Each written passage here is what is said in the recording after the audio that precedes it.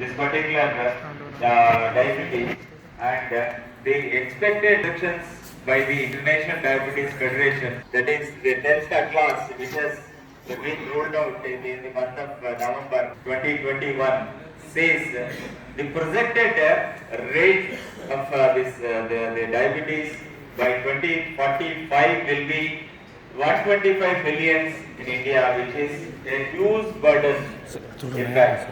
And you can see all over the world, diabetes is going to increase rapidly, but on an average, the entire world is going to, the cases are going to increase by 46% all over the world by 2045, and the least being the Europe, that is increased only by the 13%, and the maximum being the Africa, that is 134%, and we are next to Africa, that is we are in the red zone actually. So this is high time we have to pay attention. So everybody should start treating the diabetes, like primary care physician and the physicians and the endocrinologists.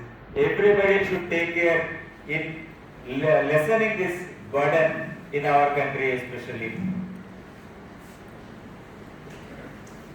So 1 in 11 adults has diabetes, that is 537 billions, and it will increase up to 783 billions by 2045. This is the estimations presented by the International Diabetes Federation. And the Southeast Asia will have 152 million diabetic population by 2045, which will be growing by 68%, which is very, very alarming.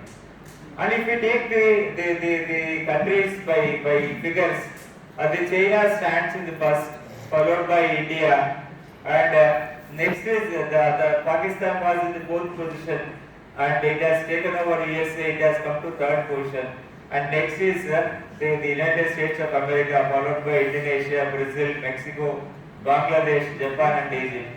And the take-home message from this particular slide is, out of the top 10 countries with the highest population of diabetes, 5 countries they belong to Asia, and they are sharing more than 65% of the diabetes burden among the entire world.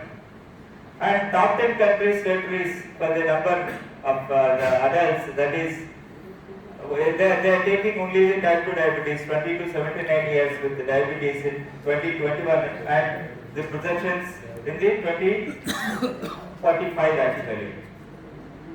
So India is going to burden this 125 million population of diabetes, type 2 diabetes only by 2045.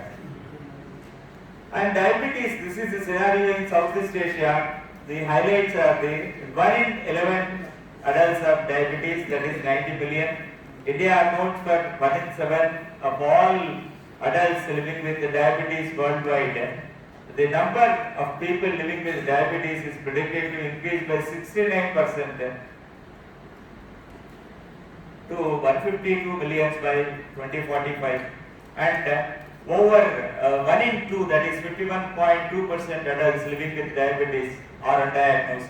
And the pathetic part is all the metabolic diseases, the lifestyle diseases like diabetes and hypertension and the dyslipidemia, they remain underdiagnosed even in the most developed countries like USA.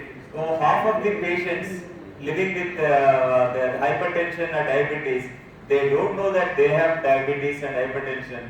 So when that is the scenario with the most advanced country in the world, and what is our statistics in our country, the very, very poor percentage, the statistics say that only 50% are diagnosed, and out of that 50% only take the treatment, and out of that only 50% take the correct treatment and they come for the periodical checkups, and out of that only 50% are to the target A1C, that is around or less than 7%. So that is only 6% of the entire diabetic population in our country are to the target of the A1C goal as set by the American Diabetes Association.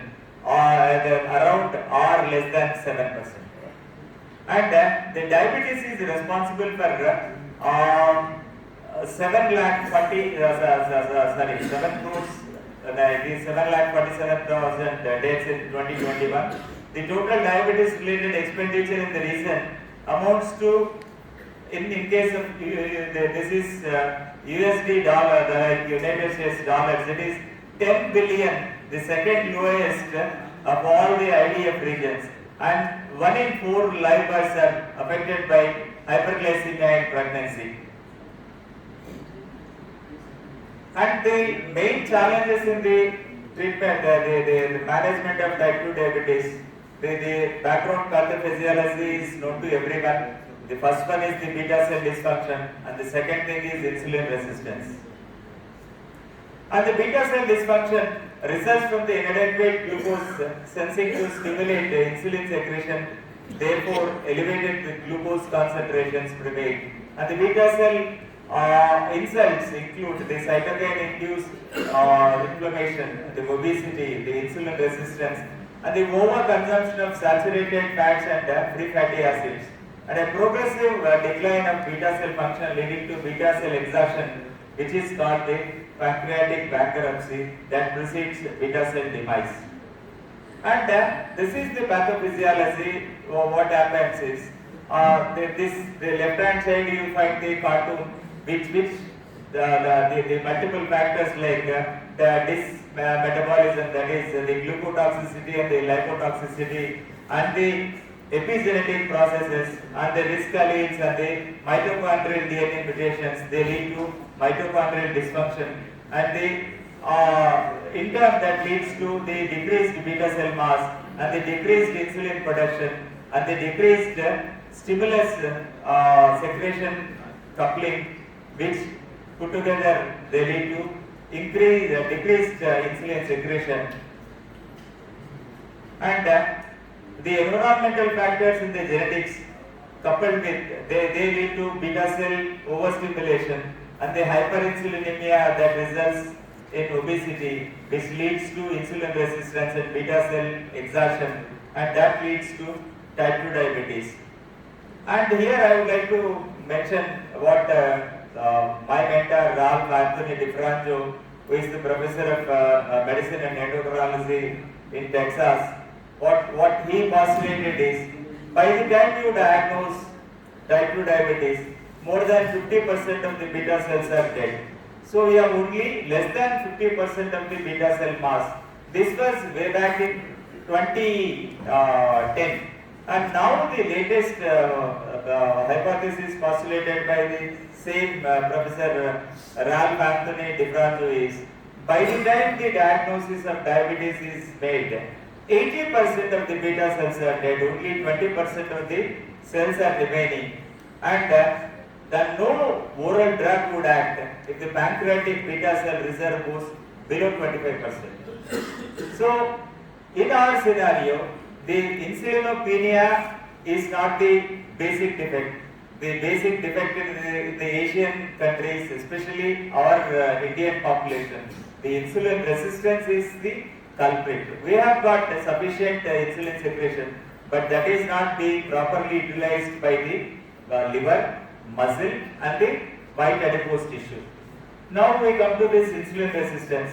The insulin resistance is characterized by diminished response to insulin stimulation, resulting in the failure of target tissues to adequately dispose of blood glucose and inhibit lipolysis and stimulate the glycogen synthesis and inhibit hepatic glucose output.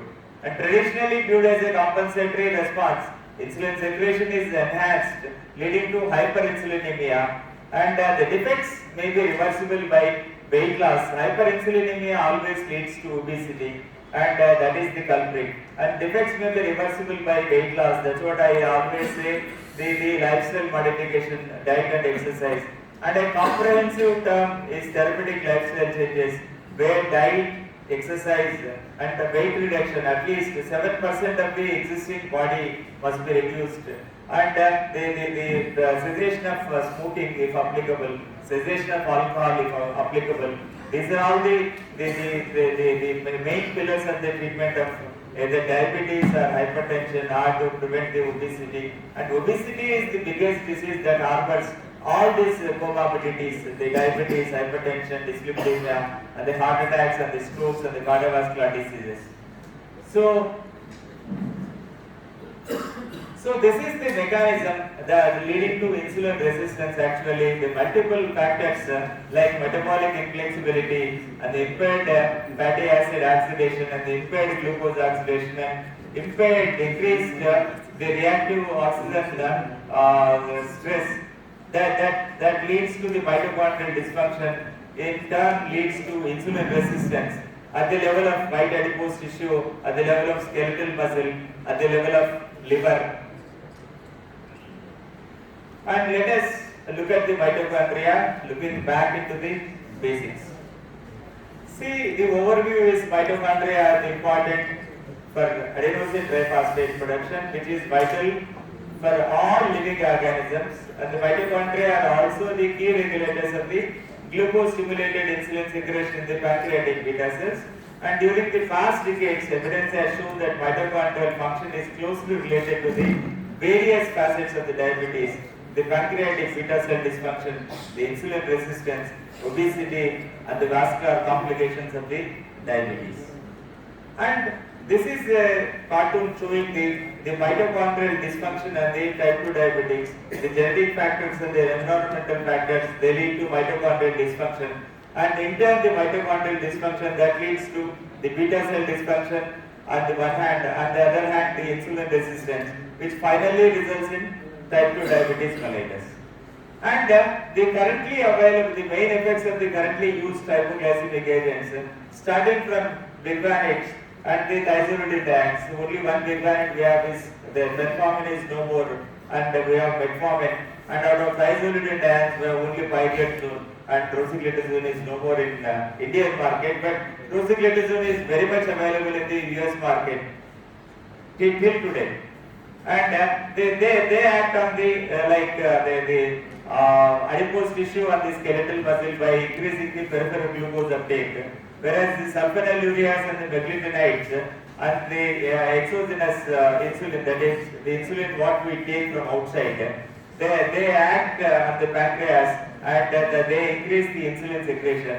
And whereas the SCL2 inhibitors, they decrease the glucose reabsorption from the kidneys.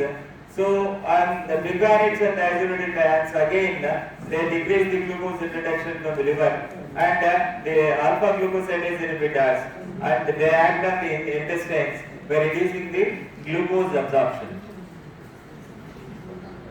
And the need of the hour.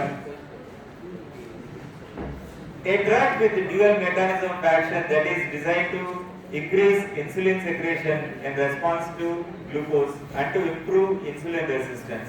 So we need to address both the problems, and probably the glimins, we call it as the IMEGLIMIN, is the first molecule from the family of glimins. So this has a dual action that increases the insulin secretion in a phase-wise manner to a glucose response from the pancreas, and it also improves the insulin resistance. So this is the only one drug with the dual mode of mechanism of actions. Like we have sensitizers, metformin and the pioglitazone, the two insulin sensitizers we have, but they act only on the extrapancreatic mechanisms. But this acts on the pancreas and as well as the peripheral system, that is on the liver, that is on the muscle and the white adipose tissue.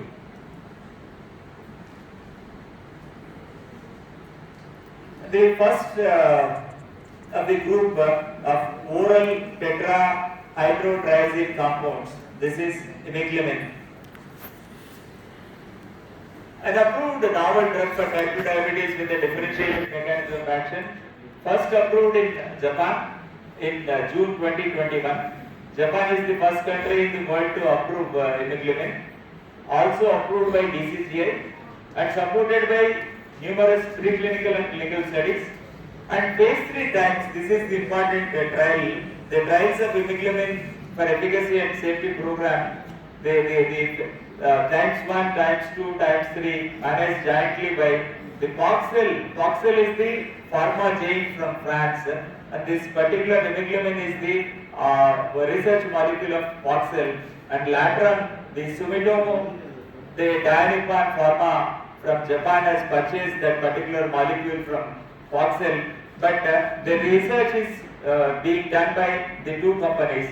And the only oral compound with a dual mechanism of action that is directly designed both to increase insulin secretion in response to glucose and to improve the insulin resistance. A new class with a differentiated mechanism of action. IMEGLIMIN is the first orally available anti-diabetic candidate that simultaneously targets all the three key organs of the diabetes, that is the pancreas, the liver and the muscles. And IMEGLIMIN targets the two main defects that is seen in patients with type 2 diabetes.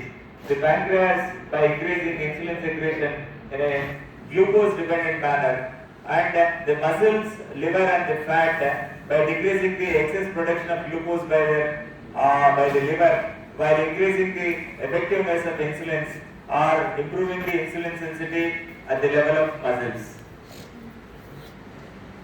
And this shows the dual mechanism of action of IMEGLIMIN that increases the insulin secretion in response to glucose, and on the other hand it improves insulin sensitivity. So this is the mechanism of action actually. It acts at the level of mitochondria, and that improves the beta cell function, and at the same time that enhances the insulin action at the level of liver and muscle. And possible molecular mechanisms by which IMEGLIMIN improves the glucose homeostasis. It increases the insulin sensitivity, decreases the gluconeogenesis, and increases the beta cell function, and increases the mitochondrial function, and decreases the oxidative stress. And these are the possible mechanisms.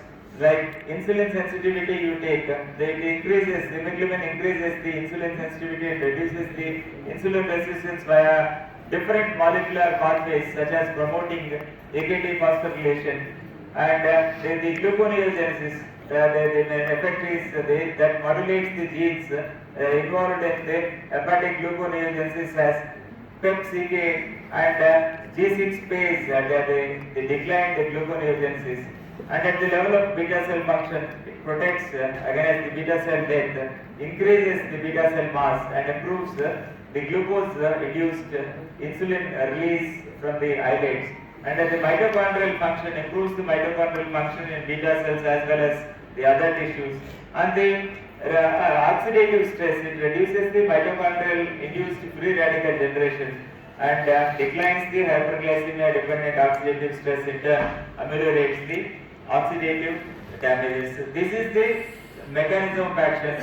And IMEGLIMIN and the insulin sensitivity. IMEGLIMIN can induce insulin sensitivity through several molecular pathways. It can promote insulin signal transduction by increasing the AKT phosphorylation. Although the underlying mechanisms, these insulin sensitizing effects of IMEGLIMIN are not very clearly understood, this might potentially include the glucose transporter 4, that is GLUT4 expression, and modulating the insulin receptor substrate phosphorylation. And this is a trial showing that it acts, that improves the insulin secretion. The left hand side you can see the red bar is the IMEGLIMIN, and the second the grey bar is the placebo. And on the left hand side also you can, the right hand side you can clearly see the improvement in the insulin action when compared to the placebo. And IMEGLIMIN increases glucose dependent insulin secretion and improves beta cell function in patients with type 2 diabetes. And these are all the theoretical aspects. And the conclusion is, in patients with type 2 diabetes, IMEGLIMIN improves beta cell function, which may contribute to its glucose lowering effect. And the effects of IMEGLIMIN on the daily glycemic profile, evaluated by intermittently scanned continuous glucose monitoring. It's a retrospective single center observational study done in Japan actually. And these are the results. I'm not going into details. And the mean glucose levels evaluated by CGM before and after the IMEGLIMIN, you can clearly see before it was high and after the IMEGLIMIN therapy, mean glucose levels have come down. That is the reductions in the A1C. And the conclusion, IMEGLIMIN clearly shifted daily glucose profiles into an appropriate range in the Japanese patients suffering from type 2 diabetes mellitus, indicating a short-term improvement in the glycemic control. And coming to the pharmacokinetics and pharmacodynamics, a oral drug administration is twice a day, that is BID dosage, either the 500 BID or the 1000 BID, and very low protein binding and very low hepatic metabolism, and the urinary excretion of unchanged drug, and IMEGLIMIN clearance driven by creatinine clearance, and the no drug-to-drug interaction with metformin or sitagliptin, and no more cimetidine is available, but okay. And there is no QT prolongation, and the pharmacokinetic differences between the Caucasians and Japanese patients, and no relation with the food. And half-life is 13 hours approximately, and the excretion IMEGLIMIN is not metabolized in the body. It is eliminated unchanged in the urine. So the special populations, the renal patients, that is IMEGLIMIN is not metabolized, it is eliminated unchanged in the urine. Thus a dosage reduction might be required for the patients with renal impairment. And I always request the physicians to calculate the estimated glomerular filtration and just don't go by the serum creatinine. There are multiple apps available on the Play Store or whatever it may be. You can download and you can calculate. The only thing is you should have the serum creatinine, but that you can calculate the estimated glomerular filtration. And by that you can stage the CKD or the DKD like 1, 2, 3, A, B, 4 or 5. So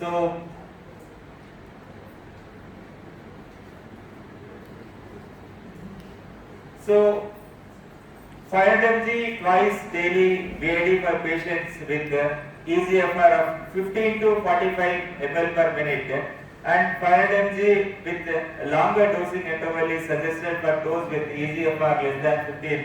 But DCGI has approved for the patients with EGFR of above 45 ml per minute in our country.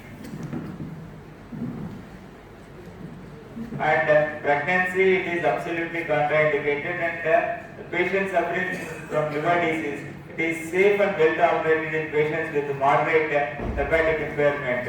Clinical trials have not been conducted. That's what I told at the very beginning. It needs a lot of trials, especially the cardiovascular outcome trials. COPDs are much required. And this is the clinical trial experience what they have. And you can clearly see that after using the IMEGLIMIN in the dose of 500 mg OD or 1000 mg OD or 1500 mg OD has significantly reduced the A1C by 0.52% and 0.94% and 1% respectively, and the p-value is 0.0001, which is statistically very significant. And this is regarding the times 1. And the times 1 trial was observed to meet its primary endpoint with statistically significant HbA1c placebo-corrected mean change from baseline of 0.87, as well as its main secondary endpoint, including the fasting plasma glucose, and the safety and tolerability were good, similar to the placebo. And this is regarding times 2. And this is the IMEGLIMIN phase 3 times to HbA1c change from baseline at 52 weeks. So when it is added to DPP4 inhibitors, the maximum efficacy was seen with the DPP4 inhibitors, especially the sitagliptin, and the sulfonylureas and the glenites and the bipanics and the diazonitriones, and the AGAs and the SGLT2 inhibitors and the GLP1 receptors, and monotherapy has resulted in the reduction of A1C by 0.46%. So IMEGLIMIN was observed to demonstrate robust efficacy benefits in combination with the DPP-4 inhibitors. And this is the times 3, the trial of IMEGLIMIN for efficacy and safety. This also has shown significant reductions in the A1C as well as the fasting plasma glucose.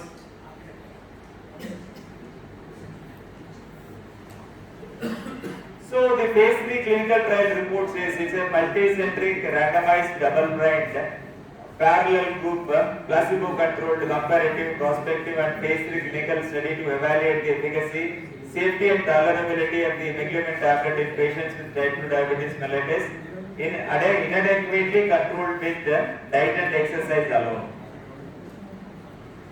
And these are the primary and secondary objectives, and these are the study parameters.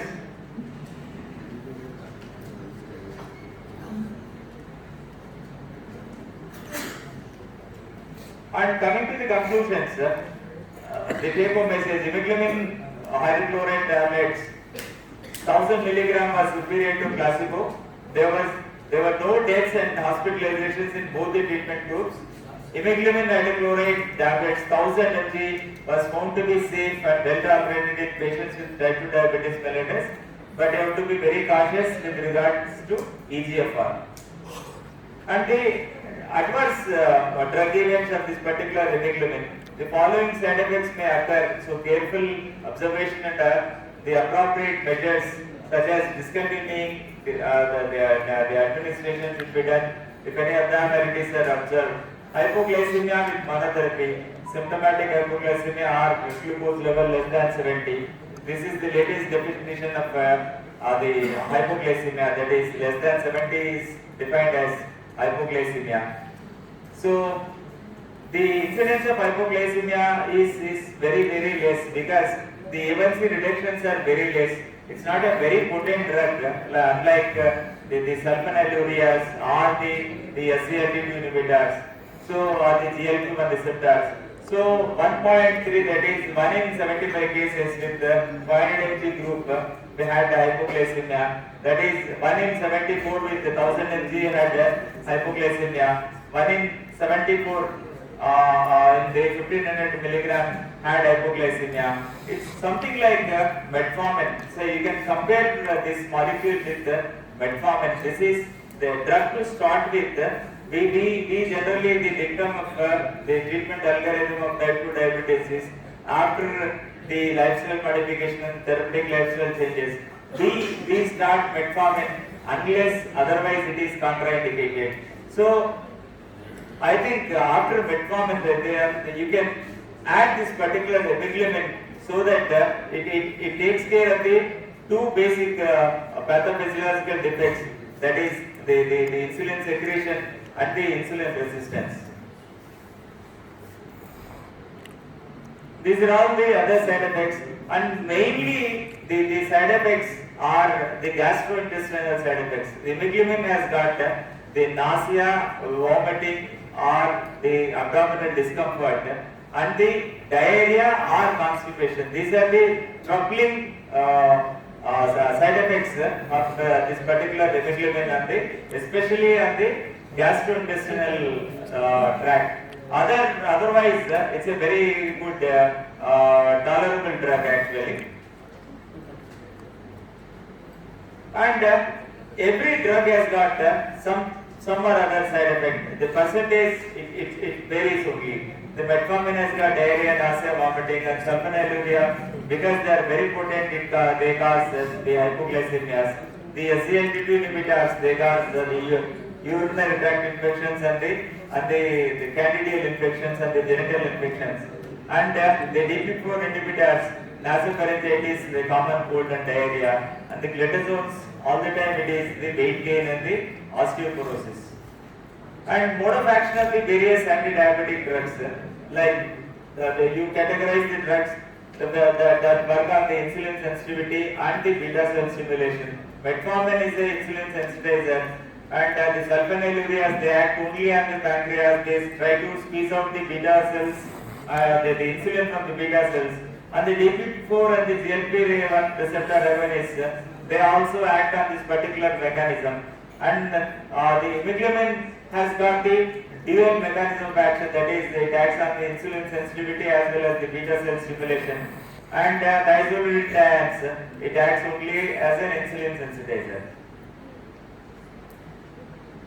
And this shows the IMEGLIMIN.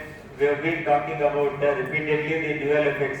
And the take-home message, the type 2 diabetes is a widespread disease affecting more than 380 million people worldwide. Currently, there are two challenges in type 2 diabetes management, that is insulin resistance and the beta cell dysfunction.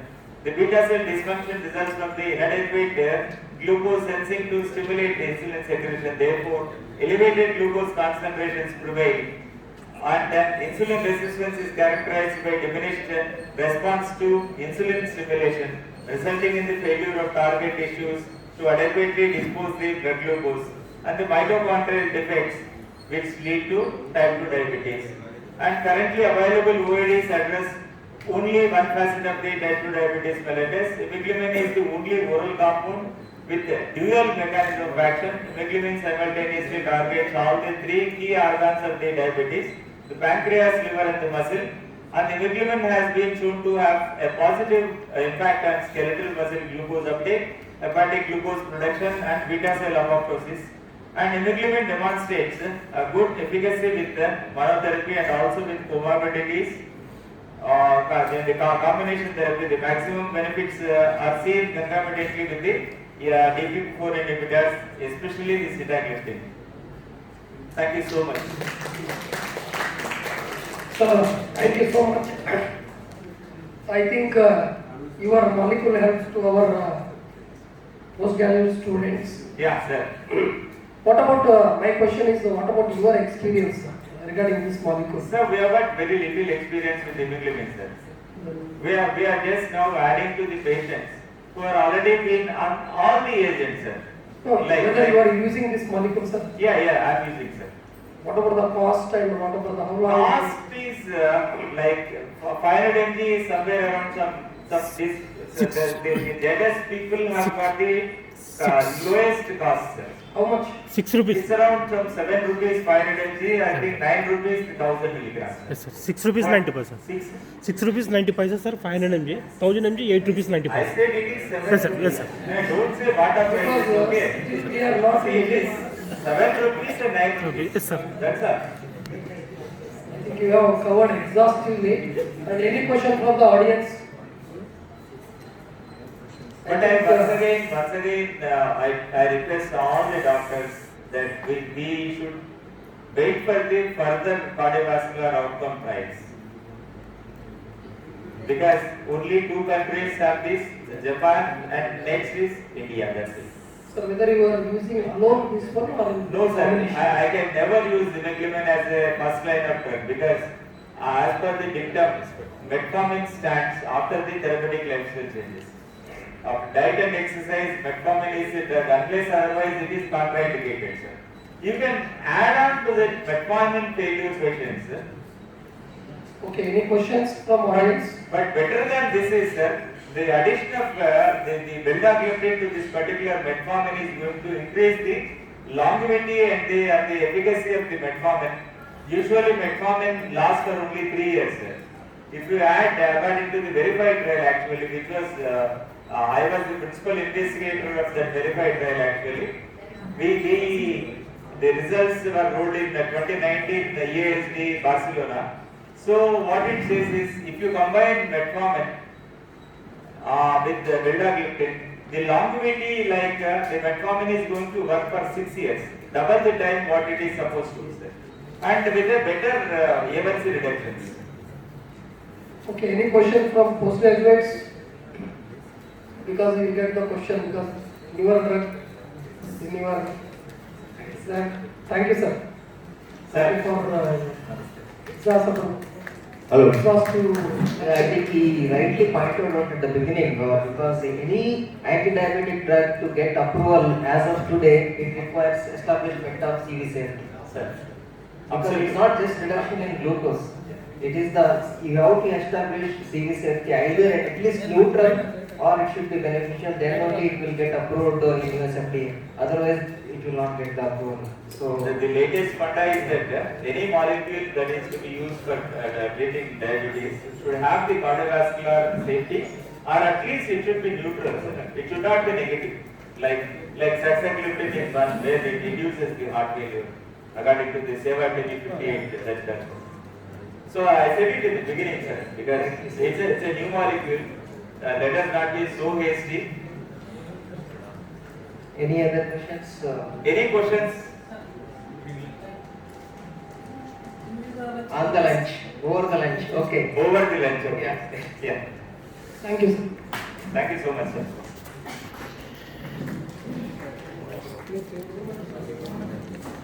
ऐसे में बैठा ना back आ जाओ back आ जाओ